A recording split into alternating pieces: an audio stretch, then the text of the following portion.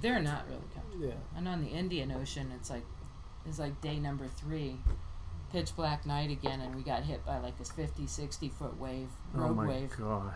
from a different direction. So we almost, our boat almost got like completely, suffered a knockdown, which is like not a complete rollover, but where it goes, your deck is like past 90 degrees, and you got people hanging on. You're trying to get to the high side of the boat and to keep it from going all the way over, but our automatic pilot made an adjustment in the steering just as we started surfing this big huge wave that hit us from behind. Our automatic pilot turned the boat sideways and we started going over. Geez. So it was like, yeah, so we lost one of our sliding seats, so we had to improvise, and we took a battery case cover, this wooden battery case cover, and made a bench seat. And because I'm a fixed seat rower, that became like my dedicated seat for the rest of the trip. It was Lucky like you. 55 days of rowing on a wooden plank that had this much foam on it. So I like had the worst butt sores of anybody ever. But it's like, oh man. But yeah, after 3 days, but we didn't quit. We just broke some oars, lost a sliding seat. Other guys that were too lazy to tie their cushions down, and everything that wasn't tied down got washed away.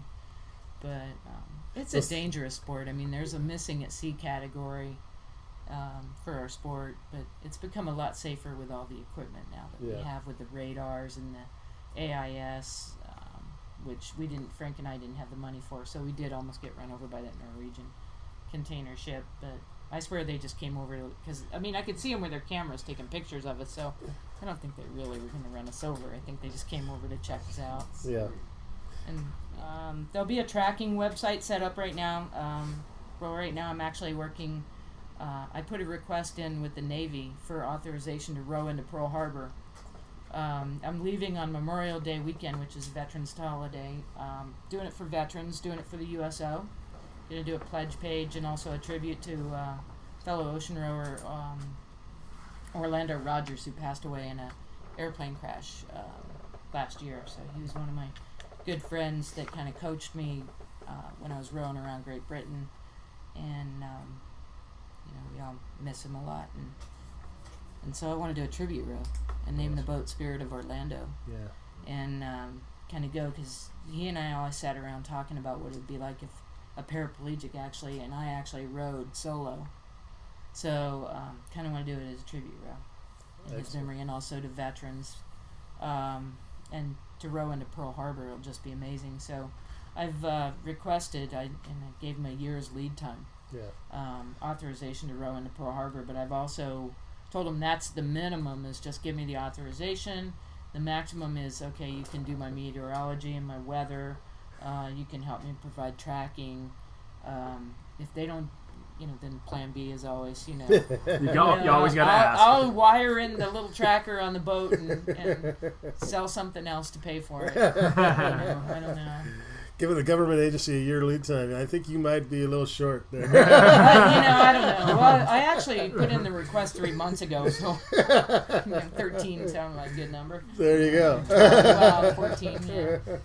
So, yeah, and they're now passing the request on up through the chain of command, so, the other alternative is to still do the tribute row, still do it for the USO, and row into Honolulu, and just organize all the services myself, which is, I've organized and been the skipper of all these big projects, Yeah. So it's not something that I don't know how to do Right. on my own already. I just thought it'd be amazing to have, because it's a military project, given that I'm a veteran and disabled veteran, to actually do it, kind of like as a military project. Yeah. And involve the Navy and the Marine Corps and get everybody involved in it. Absolutely. So. Angela, just before the break, you were talking about you speaking and stuff like that, and you said you get the volunteers for the adaptive rowing program. What exactly is the adaptive rowing program? It's rowing for people with any kind of disability. We have fixed seat boats for people who can't use their legs, sliding seat boats for people that can. We have stabilizing outriggers or pontoons. In canoe world, they're called amas, I guess, but we just call them outriggers or pontoons. We have everybody from autistic kids to traumatic brain injury, and then on up to pretty high level spinal cord injury, people who can actually row. So, I mean, you can have this whole great mix and accommodate a wide range of people that can benefit from rowing. So I'm a big proponent of fitness and activity, and then rowing is just more bang for your buck. It's probably one of the best things that people can do for themselves. So I try to make it available to more people. Yeah.